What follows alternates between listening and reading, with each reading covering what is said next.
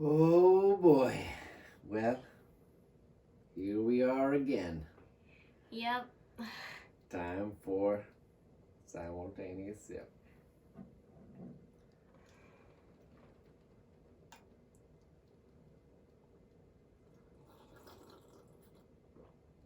Ah. Mm. You know, coffee hasn't changed very much Yep. in hundreds of years.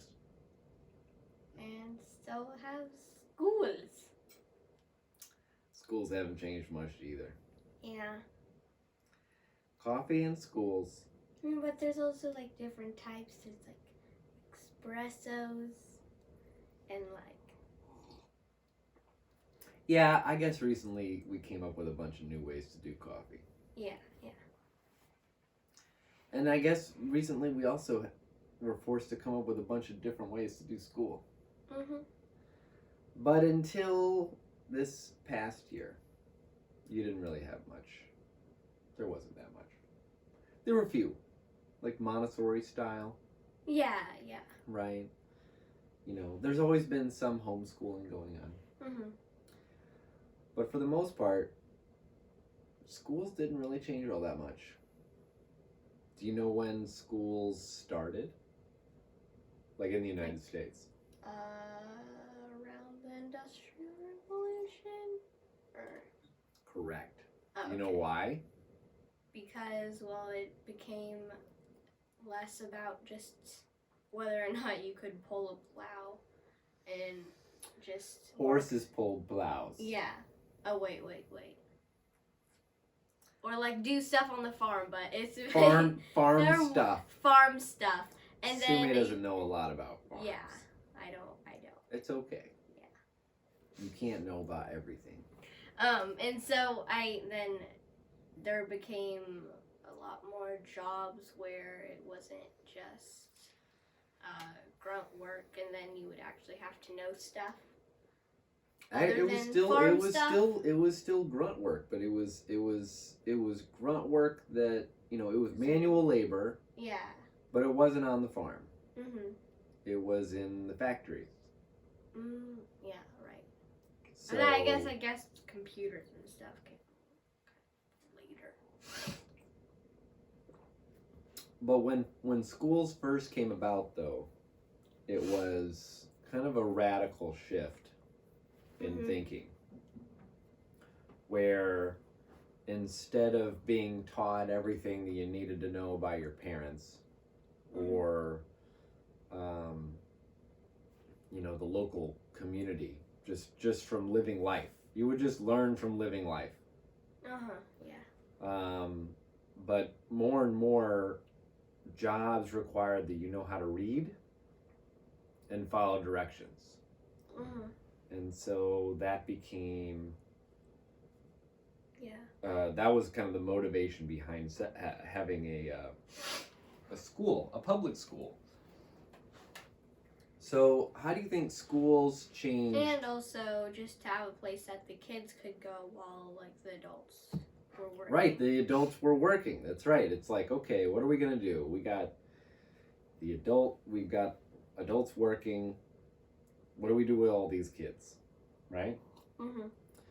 So schools started becoming pretty standard across the United States about 130, 150 years ago. Well, those motivations, you know, I think that those were good reasons to have a school. Yeah. But then the world started to change, and the kinds of jobs that people started to have evolved. How do you think jobs today are different than jobs of, say, the Industrial Revolution? Well, less are just grunt work. Like a lot of it is also like software, and I would say manual labor instead of grunt work. Okay. Yeah, grunt work is what I do when I'm fixing the sink because I Right. grunt a lot. So you may not grunt when you do manual labor. Yeah, it just depends. May not, yeah. And then, I guess also like for example, in like the grocery stores, there are also like self-checkout lanes, so then less people have to be scanning all the groceries. And so I guess there's also tools to help and like machines to help with that. Okay, so we have machines taking over. Yeah. Okay. So there's not as many manual labor type jobs. And well, there's also like the internet stuff. The internet.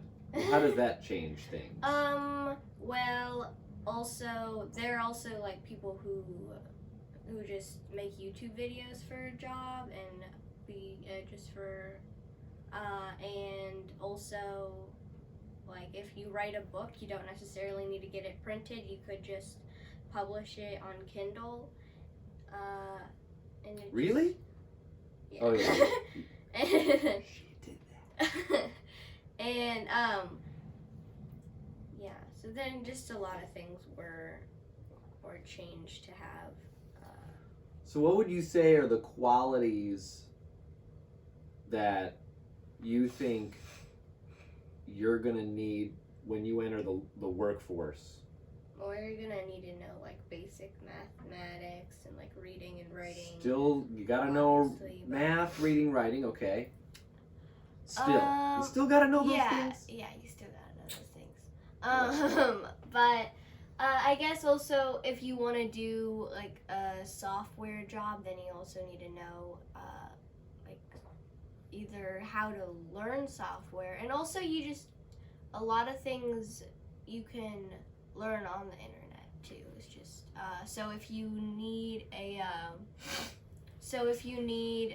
if you wanted to learn about like software to become a software engineer, then you could also just watch take a YouTube course or just go there. It's like there are a bunch of different websites as well, so you don't necessarily need to go to college and learn about software.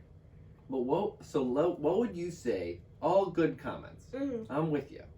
But what would you say is the biggest change in terms of what employers demand or what it takes to be successful in the workplace of tomorrow versus the workplace of the Industrial Revolution? Like what qualities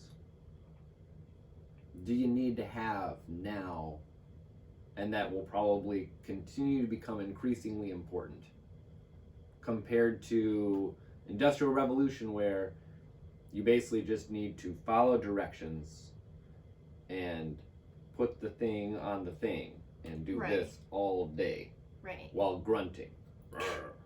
You know, like, what is it? What are those qualities? Well, what do we need more of to make the world better? Well, since a lot of manual labor is starting to be like just taken over by robots, I guess that sounds a little bit creepy, but robots are coming. Yep. And well, you need more people who don't just need to be told what to do, because I guess what's the opposite of that? To be independent and to want to like drive themselves. To know how to be independent and drive yourself. Okay? Yes, I think that's a key ingredient. Mm-hmm. Is and to cultivate their special knowledge. Okay, what's that? So special knowledge is something that can not be taught but can be learned, and is a quality about yourself that is developed through your experiences and different conversations you've had with people, and just all these different aspects of your life can help you develop your special knowledge. And everybody has a special knowledge, it just is a matter of like finding out what it is and trying to use that to just do stuff, I guess. Right. Special knowledge is a concept that is talked about by an entrepreneur named Naval. And the idea is that you want to try to cultivate that which is unique to you, to basically make you impossible to replace, right? Yeah. So yeah, the unique aspects of your own experience, everything you just said, I think you said it really well. The unique aspects of your own experience. We need people that are unique. So we need leaders that know how to think for themselves and direct themselves. We also need people that are unique, that aren't just cookie cutter, you know, labor force. Oh well, we need another, you know, Person X who can with go that this. degree because Right. they're all the same. So we just insert that degree into this job. Yeah. But we need people that are actually unique, unique experiences and perspectives. Because that's what I guess becomes really valuable is like one. I think we did do a Periscope on special knowledge, but that was Froen Girls. And so which you can check out on the Weekly YouTube channel. And so Nice plug, honey. so Shake and bake. yeah, but I was talking about like professions that have special knowledge. Like one of them I mentioned was like an actor, whereas like let's say like a series of like movies or it was like a show, and there's an actor playing a certain character. Well, you can't really just like let's say the actor is like, okay, I'm kind of getting bored with this, I want to do something else. Like you can't just replace that actor and then everybody's gonna be fine with that because they got used to the character, they got used to how it was played, they got used to how like the character looks and everything, and so it's kind of hard to find a suitable replacement for somebody who has special knowledge and is using it. That's a really good point. Yeah. That's a really good example. I'd say that what you do when you talk to young people looking to join our school is another form of unique knowledge. Like if somebody were to try to replace us, yeah.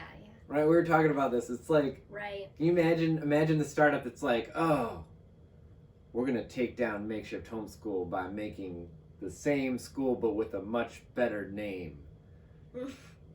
Because we probably need to change the name at some point. Yeah. Because it's too long. Yeah. So, I mean, good luck. Because we've got, two young people that are living and breathing this so much, right? Right. That, like, so we're kind of going through the same experience ourselves, whereas like with other people, they might have to like ask a young person to try out their service for free and then just like ask them for feedback, whereas also with us we're kind of like actively thinking about feedback, and since we're young people we can just kind of say like since we probably know what it's like to be a young person more than you're other people who are you young and I people. are an irreplaceable team when it comes to convincing other young people that they should be creative, learn how to direct their own learning process, and try to learn how to communicate. Yeah. So that's kind of a form of special knowledge, right? I think you're already doing it. But anyway, so I actually do have a point I'm driving at. So I'm trying to understand, because like coffee and traditional education hasn't really changed in 130 years. Not really. Yeah, not really. Oh, and I did a talk on this for GoGuardian. I should probably mention that since we linked Oh yeah, we put that link inside the it. description. So if you look at the link, I was interviewed by a company called GoGuardian a couple years ago. This is before the lockdown. They found our blog, weekwill.com, and saw that we were putting up a lot of the stuff I was doing with you at the time. And they were just like, whoa, you're doing all this stuff with your daughter using technology. And I was like, technology? Like, I'm not even really sure how you define technology. I mean, it was using the internet and computers, but we kind of use the internet and computers to do like so many things that I didn't know that I didn't really think of it as technology. But you were writing. Technology. Yeah, you were learning how to code. Who's ready to code? Me. 1, 2, 3, 4. You were writing books, and you were Uh-huh. writing your blog, and we were singing songs together and sharing it on Yeah, I SoundCloud. totally forgot about that. Oh yeah, we made a bunch of music, and we were just like, having the greatest time. You didn't even know you were working. There's that one video where Sumi's got these giant headphones, and she's learning how to use Excel, and she's got like one computer that's got like a YouTube video on how to do the Excel stuff, and then another computer where she's How actually old was typing it up. I? I don't know, you were like 6, maybe. I don't know, you were really little, but you were just like, hi, Daddy. It was so great, So anyway, they interviewed me, and I was talking about this, and they were really worried. They're like, aren't you worried about, are you worried about technology and like what it can do? Because that's a big part of what GoGuardian does as a company, is they try to protect children from all the scary things in the world, which is good. One needs to do that. I think one reason why I'm so comfortable is because I spent so much time worrying. I spent so much time worrying and thinking about like, well, okay, what could go wrong? And I kind of just mapped out. I was able to reduce the unknown unknowns enough just through sheer force of will. Like, remember all that research we did for Isla's Girls Health app? Oh yeah. We were doing all this research on. So we were gonna make it like an app.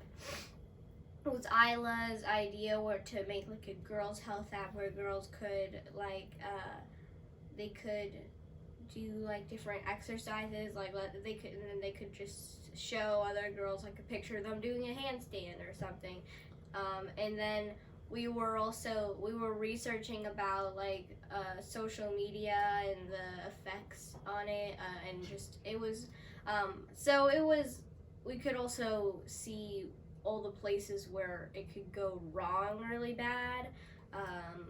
Well, you were reading some pretty heavy papers that had statistics about depression and worse things that kids were doing, especially since the creation of like Instagram and Facebook, and it just went up. It's bad. It was from bad stuff. Yeah.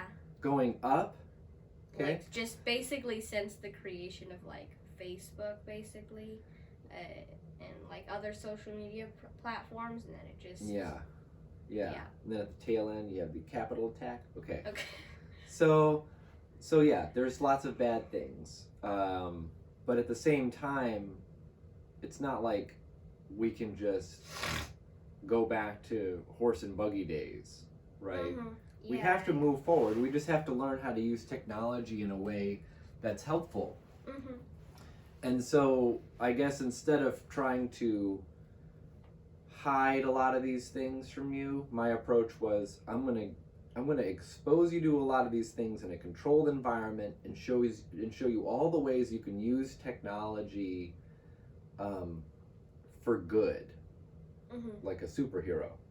Yeah. Like, you have these powers, and you must use them for good, Yeah.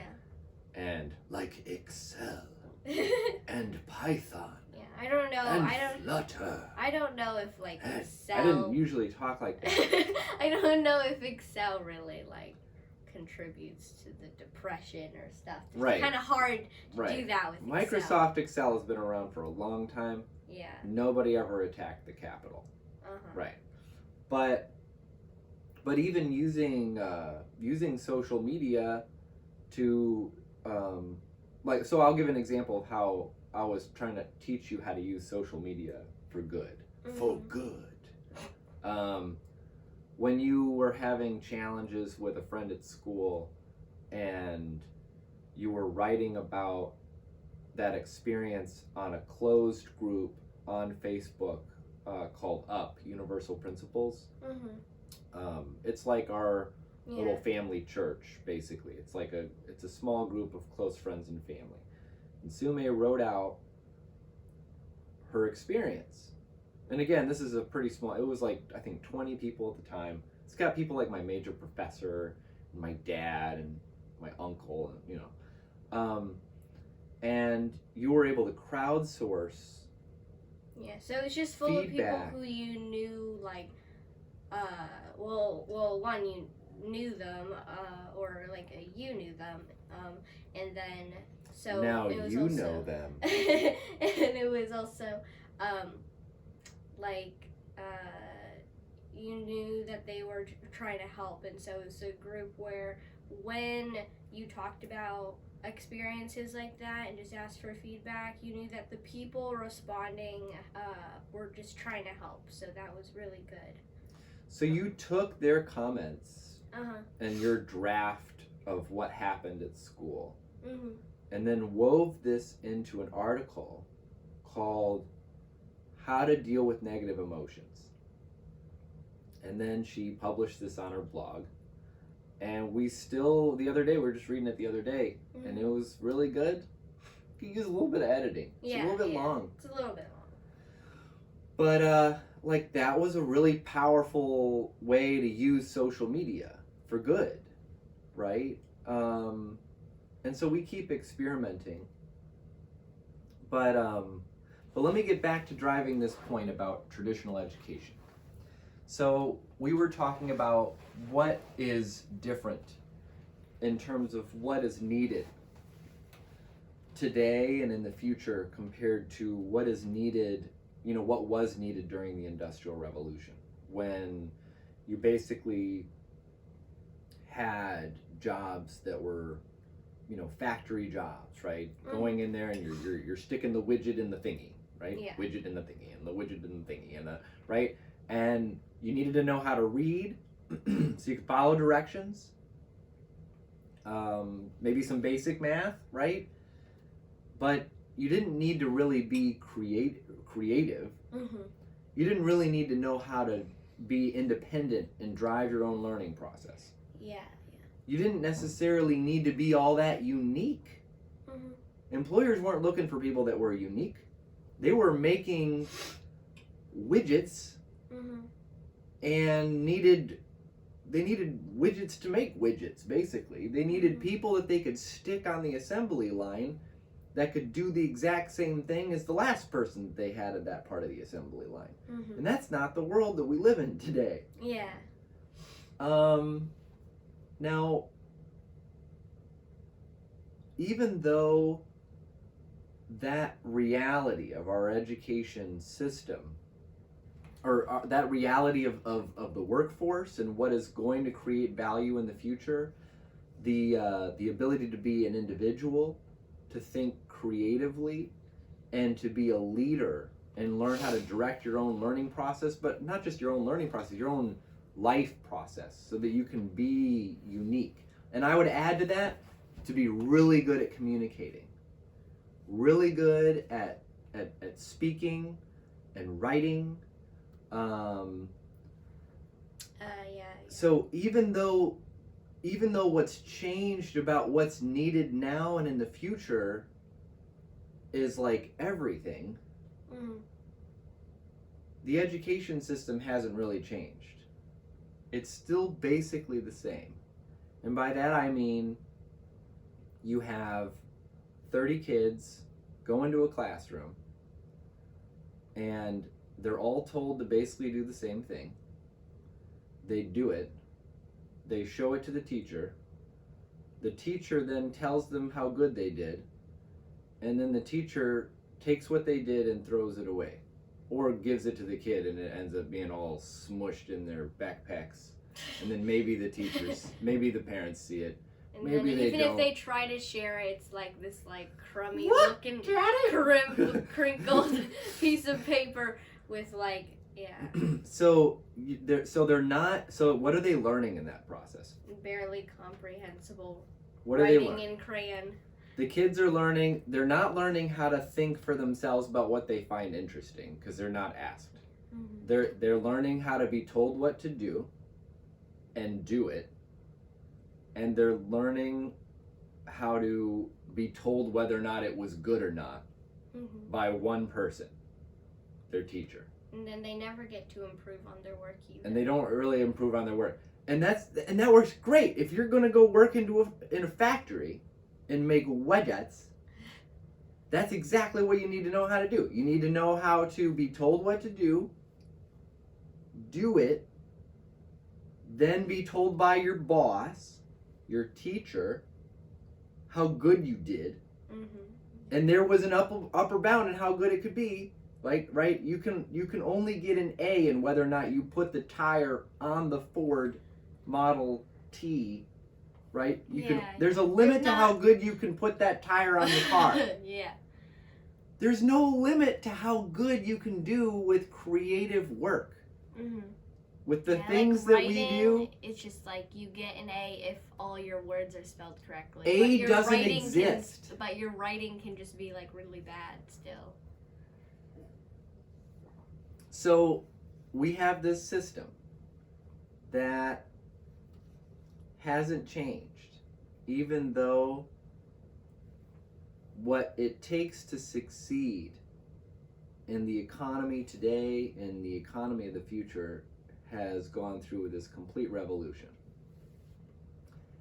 And not only has the economy gone through a revolution, but it's gone through a revolution because of creative technologies like software. Software is eating the world.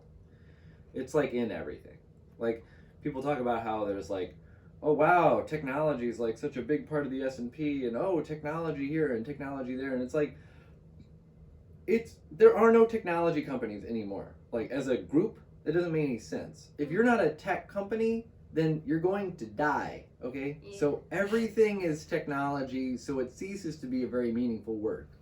The point is that there is learning and growing and change everywhere, okay? Except like blankets, I guess. Blankets haven't changed very much yet. But I don't think they need to change. So software, genomics, 3D printing, electric vehicles, solar energy, like change is just going to keep accelerating. So I also 3D printed a giant minion that was like the only way you're gonna survive as a human being in this workforce is if you learn now to just constantly learn how to learn. You're gonna have to keep learning for the rest of your life. So if you don't learn how to direct your own education now, you're gonna have to at some point, or you're gonna be in big trouble. So you just can't really rely on. It's not even really a choice in my view. It's like no, I don't want my kid to learn how to direct their own learning. I think that they need a teacher to tell them what to do and what they're supposed to learn.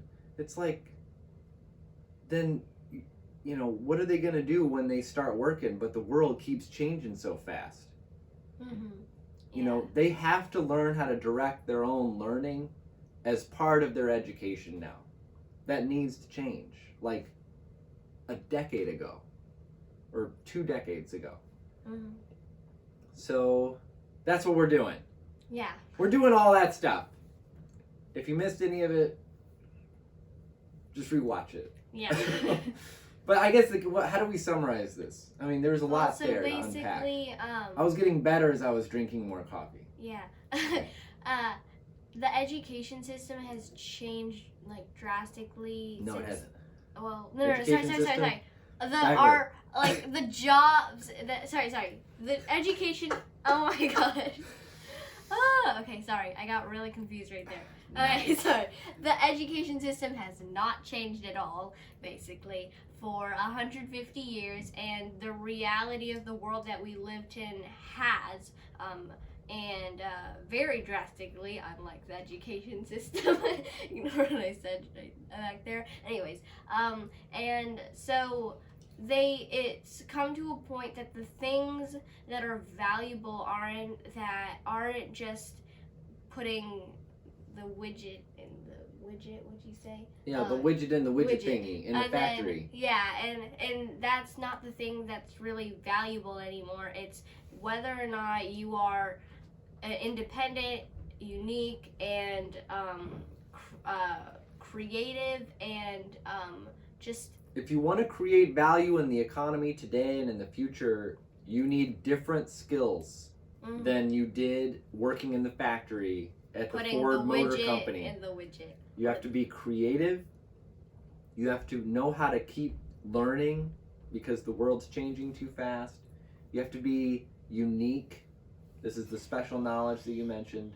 You have to know how to communicate extremely well, and you have to know how to solve problems. Did you say Unique direct your problems. own learning? Yes. Okay, cool. And direct your own learning. Again, I'll say that again. Yeah. And you also have to, the unique part is key too. And you also do need to find like a way to And none of those things are built into the traditional education process. Yeah. There you're taught how to do what you're told. You're taught that there's a limit to how good something can be, 100% being the max, even though that's not how anything works unless you're working on a factory floor. mm-hmm. And you're taught how to ignore your own interests and strengths because everybody's being told what to do and nobody's ever asked what they want to do. So you're not building on your unique anything. You're just learning how to suppress all your natural strengths and passions and interests to do what other people are telling you to do. What else are you learning? You're not learning how to teach because all the kids are the same age and they all know exactly the same thing. So there's nothing that, unless you like do some other thing at home, you can't really teach anybody. And also, like, teaching is the best way to learn because it forces you to understand what you're teaching at a much deeper level. And that's But you don't get to do that. Yeah, but you don't get to do You that. used to, back when it was you and all your siblings working on the farm, you'd have Yeah. a lot of cross learning, but then if you take everybody that's at the exact same level, in the exact same age. room, Yeah. and they're taught you sit in this chair, they're the teacher, you're the student, there's very little of chance for you to be a teacher. Mm-hmm. So you're not, and unless you're actually like given the assignment of we're going to do public speaking, most of the time you're not really speaking. Yeah. You're also learning that one person decides how valuable what you do is, Yeah, when you do public and that's the speaking, teacher. When you do public speaking, most of it is just writing down what you're gonna say, and then you just say it in front of everybody, and then like there's also no feedback whenever you do that Right. as well. Right. There's no Like, if- feedback. even Oh, if there you- is, but it's only from one person, And that's the teacher. which is also not how life works. Yeah. Life works by basically the people who decide how valuable what you do is the consumer. It's the world. Yeah. So the world tells you how good it is by either not reading your book on Kindle, or not reading your blog post, or not checking out your 3D printer, or not buying your product, or they do and they provide comments. But there is no one arbiter of good Mm-hmm. and bad. Yeah. And there's also no scale Mm-hmm. where it's either perfect or worthless. Yeah. And you're also never done. That's another thing you learn in school that's not true, is that you do something and then it's done. It's never done. The greatest things ever made, the things that we all use, like phones, The Leonardo. phones keep getting better because Steve Jobs, thank God, and every other entrepreneur, anybody who's ever started a business knows that you have to keep making it better. Yeah, the Mona Lisa, when Leonardo da Vinci first painted it, he kept it throughout his entire life and kept improving on it. And Really? Yeah. The Mona Lisa? Yeah, and He didn't show his teacher, and then the teacher gave him an A, and then he was like, thank God! Woo! I'm glad I got that painting perfect. Done. Yeah, but then he kept like wanting to make it better and better, and even when he died, he still wanted to improve on some things in his painting. I mean, I still And do that. he was a bit of an obsessive perfectionist, but Well, sure. I mean, Yeah. I'm not saying that we should all be obsessive perfectionists, Yes, but but- like even with our writing, like when I write, there are a lot of things that I write and then I go back, maybe a year later, maybe a month later, and I'll make it better, and then I'll share it again. yeah. Because that's how life works. Yeah, I've done that with several of my like earlier 5-paragraph articles where like all of them started with hello everybody, and and it wasn't necessarily very helpful for the article, so I did edit some of those. Okay, so somebody asked, related to that, any bright ideas for how to enable kids to find new peers to communicate with? Yes. Join Makeshift Homeschool. We have Shake and Bake. We are accepting up to 20 students. We have around like how many? I think we have 12. And it's a virtual school, so we're not going to be like meeting up and breathing on each other. Right. And so yeah, and Makeshift Homeschool, where we don't breathe on each other. Yay! But it's Coffee breath. Sorry. And so we have kids learn. We're having kids do all of these things that we've been talking about, and yeah, we basically clearly define the problem. Yeah. And then we're like, well, let's just make a school that does all this stuff. And so we also have weekly Zoom meetups where everybody is able to share the projects that they've been working on with other kids, and so just to provide like an aspect to it where it's a social aspect, and it's more of like a real world aspect where it is real world. Where everybody can everything comment on that what the kids are doing in our school is real world. Because we're also putting it up on our website, and they're and able then to sharing share it with the world. Yeah, so where they get feedback from the world. Yeah. And they're also teaching each other. Well, whoever in the world actually sees it. We had a really great meeting yesterday with Antigone. Wasn't that great? Yeah. So just to give you a flavor of how much fun this is and why we just don't shut up about it. So I was really interested in like trying to find ways to help Americans to come together. After this is actually before the Capitol attack, but I was like sensing that bad things were going to happen. I mean, it was just not good, right? At this point, I think this shouldn't even be a partisan issue, but the president, we have a failed president and he's about to be gone. So that's good. I'm really happy about that. But I was writing about this, and I was writing about how I thought Americans need to learn how to listen better and have the confidence to try to open their minds to understand better as just a natural part of everything. Like that's also part of learning too, is how do you learn from different kinds of people if you only seek out confirming news and things, right? So I wrote an article about that. We do a lot of writing here. And then I was like, hey, I was talking to a friend of mine who doesn't agree with me on a lot of this stuff, but we have some areas where we agree, named Mike Stark. And so we were having this little debate. And then I decided, let's just have a debate. By little, we mean 2 hours. Yeah. Well, we were having a little debate. And then I was like, well, let's just do a debate for Wequel, which is that was our blog. That's like our family blog that's separate from Makeshift Homeschool. But that's how we sponsored it, was with Wequel. Because we don't necessarily want kids going on there and being like, ooh, a debate about the Capitol, and like scaring them and stuff. Anyway, so then I was like, well, let's just turn this into a learning opportunity. Hey, Sume, want to join me in a debate? And she's like, yeah, Dad, because that's what she does. Like, I don't know. You've yet to like look at me and go, nah, it doesn't sound good. It's like every time you're like, okay, So anyway, so we go on and we have a 2-hour-long debate. And it was really great. It was like, it was one of the best. And Mike brought his kids. Yeah, as well. Mike had his kids, including his daughter Antigone.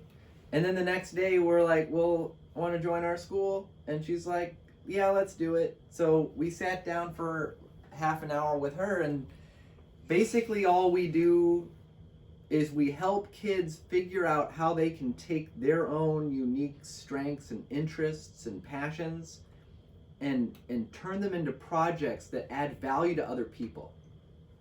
And with Antigone, it was really easy. Yeah, she had this like giant list of things she was interested in.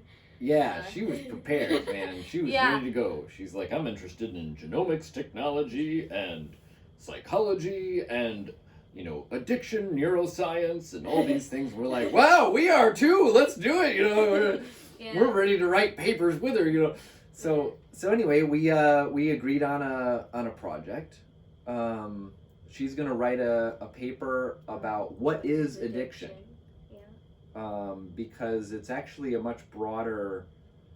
It's a broader question. It's a broader concept than just like, say, alcohol or smoking or something. Like it's, I would put people who watch the news for that, like, hourly dopamine hit of confirmation bias, or people that are like looking up at their phone constantly for like, did somebody say something to me? Somebody say something to me? Like, all these things are addictions, right?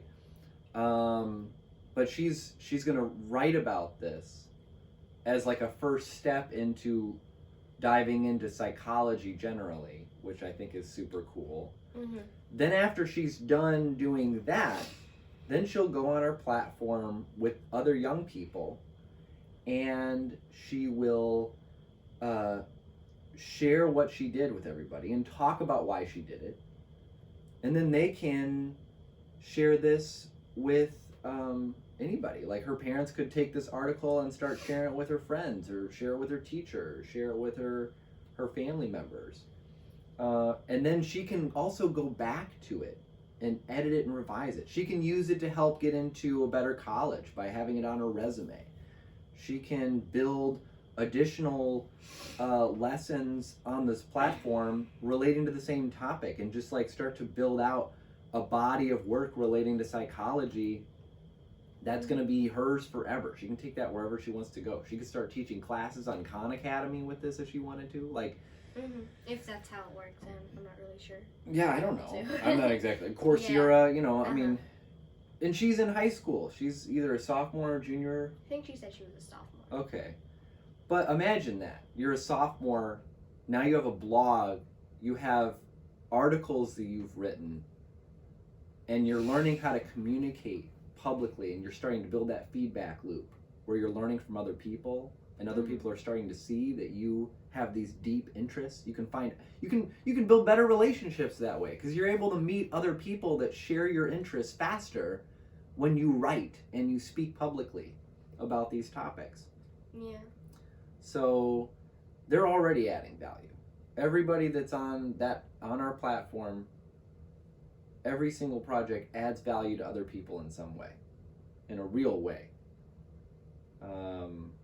So, yeah, that's what gets us up in the morning. Literally. Yeah. Every morning. Yeah. At least Monday through Thursday. And then we're like conked out till 2 p.m. And then we go straight back to bed. No. All right, well. So, yeah. Shake and bake. Maybe we'll just call it shake and bake. All right, maybe not. Yeah. I mean, they rhyme. They're both verbs. Shake and bake. All right.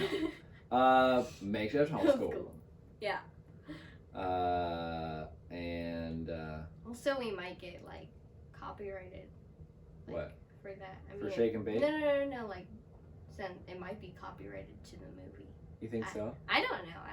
We can just find 2 other words that rhyme and are both verbs. Right. Nothing's gonna be as cool as shake and bake. Yeah. All right. Okay. Well, we'll work on that offline. Yeah. Feel free to join. We're having a great time. You can reach out to us through makeshifthomeschool.com, or you can email me at joe@wequil.com. That's WEQUIL. You have anything else you want to add? No, except shake and bake. Yes, the education system has not changed drastically. That was a mistake on my part. Yeah. Yeah. Well, I think it's about to. I think that enough parents have started to become more aware of what's happening. Because it's in their own house, they can hear the teacher in the background unless their kid has headphones. Yeah. And it's just way more fun and interesting once it completely changes the dynamic. It's like, do you want to basically spend your whole parenting career trying to get your kid to do work, or do you want to help your kid to know how to use the tools and become interested in enough in life that they actually just want to drive their own education process in ways that you couldn't even dream up, that would end up being better for them, so that during your whole parenting career, you can just watch them become increasingly interesting and awesome and powerful people. Mm-hmm. Because also, like... The latter is better. And, It's way better. And also when your kids are able to cultivate their interest instead of like trying to like ignore them, or they just don't have time for it, and it isn't built into their education, then I think it just doesn't. It makes you less interesting. Yeah, you're not as interesting. If it's not as... Yeah. It's so weird. It was such a different dynamic, because when I was growing up, like if you ask somebody at a party, like, what do you do, and they're like, I stick widget in widget. I'm really good at being told what to do. Yeah. Like, it was such... Okay, so this is what it's like. This is what it was like growing up for me, and like everybody I knew. It was... Yeah. The parents were like, did you do your homework yet? And you're like, you know, it was like... And then it was like, well, let's check your report card to see how good you are compared to other kids. Should we tell the report card story? Oh, yeah, we should. But it was like, this is the day-to-day. It's like, yelling about, did you do your homework? And then it's the regular updates to see whether or not your kid is as good as other kids on some rank order BS, right? And then, and it's just a constant battle. Yeah, because I don't know kids, if it's not obvious to you that nobody's in a battle here, that my daughters just like really love learning and exploring and using technologies to make themselves, you know, improve their awareness of the world and learn from other people, and like there's no battle here. This is like it's like, yeah. Anyway, yeah, we should tell the story. This is one of the last straws that made me take Sume out of school. This is like, it's funny, it's also slightly depressing. Yeah. Yeah. So, both my dad and my mom are economists, and like, I don't know, whenever they had like conversations about like the economy and stuff, it was just like in our living room. So I was always like, ever since we talk about the economy a lot. Well, and just like all these things about like economics and stuff, because they're really knowledgeable about that. And so when ever since I was like a little kid, I would just listen in on these conversations. Sume's got the equivalent of like a master's degree in economics already. And so and she's written articles. You wrote articles about all this stuff, right? Yeah, I have like Economics 101. Economics 101. She wrote articles. Economics for kids. Economics, macroeconomics. She wrote articles about like all kinds of stuff. Between macro and micro. Sume helped me do a bunch of research on Tesla that we bought stock in 18 months ago. That was all economics. Like, anyway, this girl knows economics. And so, basically, the grades are ranked from like 1 to 4. 1 being like bad, and then like 1 being like you don't really know much about this topic, and then 4 being like you know a lot about this topic and stuff, and like you have everything covered. And so I got a 3 in economics, and then my dad. So she gets a report card. Yeah. And a report card is nothing but 4s in every single subject except economics. And which then, gave her a 3. And then my dad ripped my report card in half. Yeah, I never really cared about report cards anyway, because I kind of felt this way all along, but I walked in, you know, this whole idea of like, well, here's how you rank and blah, blah, blah, and I just think there's problems with that. So I walk in, see the report card, because Sume was like, I got a 3 in economics. So I just ripped the thing in half and walked out of the room, and then my wife was like, what happened? But that's the, you know, and you know, I think she's come around. Yeah. She was giggling 5 minutes later, but at the time, I guess it was a little bit shocking. But it was BS. Sorry. Basically, at that point, it became clear that one of the few things I thought Sume was getting from school, which was some kind of like, you know, expert insights on how good she is at different things, was also not helping. 30 kids, how can you know? Like, Yeah. how can you just, like, because there are so many topics on this report card. There's, like, 30 to 50 or something, and just to know, like, you have 30 different kids, and, like, you see their tests, but what if they're just not a good test taker, and they're actually really interested in the subject and have done a lot of research, and so I think it's because you knew too much about economics. You were adding in things that they hadn't, that they didn't know, and so they're like, I don't know about this whole competition thing. You know, like, I don't know. I don't know, yeah. But that's another thing about school that's like not very helpful. Okay, life is complicated, and really successful people in real life know that one of the challenges is knowing if you actually know something. Yeah, and if he's just, even if I did get a 4, it's not like, oh, I guess I know everything about economics. Yeah, I know everything now. Don't need to learn anything more. All done. Right? Yay. So that doesn't work. Yeah. Right? To be really, to be powerful and to affect change and to create value for other people, you have to know what you don't know. And you have to be able to assess that boundary, right? Your knowledge, your circle of knowledge, right? Your circle of competence. And you have to be the one monitoring that. You have to be the one thinking that through. You're the one who has to be asking questions, learning how to ask lots of questions so that you don't fall into this trap of not knowing what you don't know and making a fool of yourself. And so basically what kids learn from school is, well, luckily I have this all-powerful, all-knowing teacher that tells me whether or not I know something or not, so I never have to learn how to think for myself and figure out where my circle of competence is. Yeah. My circle of knowledge. I don't have to worry about not knowing what I don't know. Because I have this, paper. I have this piece of paper that tells me whether or not. It's like, well, yeah, well, good luck. Yeah. Good luck getting through life, never having exercised or built up an internal compass for when when you don't know what the hell you're doing. Yeah. So it's like, that's what you got to do. The only way to really know what you don't know is to be really curious and read a ton. And while you're reading, write stuff down. And then constantly ask questions. Seek out alternative opinions. Like, none of these things how do you learn that in school? Do they do anything about just... I don't think that they do anything that even comes remotely close to that in school. Yeah, also they can't really talk about things controversial or else some parents could get mad, so like in history... Right, you can't talk about this topic in school. Yeah, and because it might upset somebody. Yeah, and even if the teacher wants to because real life doesn't ever involve anything that could upset anybody. Yeah, obviously.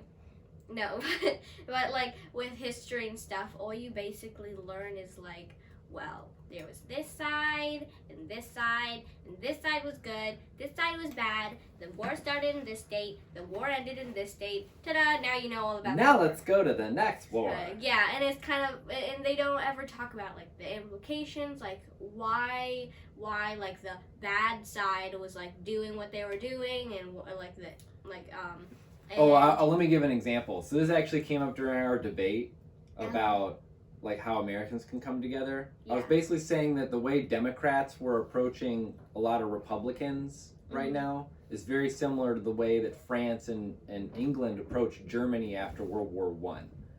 Where it was like reparation payments, you're horrible, we're just gonna basically kick you while you're down and make you feel marginalized.